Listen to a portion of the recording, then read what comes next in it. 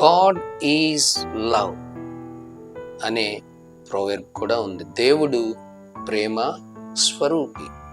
దేవుని యొక్క ప్రధానమైన అట్రిబ్యూట్, ప్రధానమైన క్యారెక్టర్ బిబిలికల్గా మనం చూసినట్టయితే గలతీలకు రాసిన పత్రికలో మనం 5వ అధ్యాయంలో 19 నుంచి అలాగ మనం వెళ్తే 20-21 వచనాల్లో మనకి ఆత్మ ఫలాలు కనిపిస్తూ ఉంటాయి. Okay, fruits of the spirit. అందులో ప్రధానమైనది ఫస్ట్ ప్రేమ అని దాని గురించి మనం వింటూ ఉంటాం.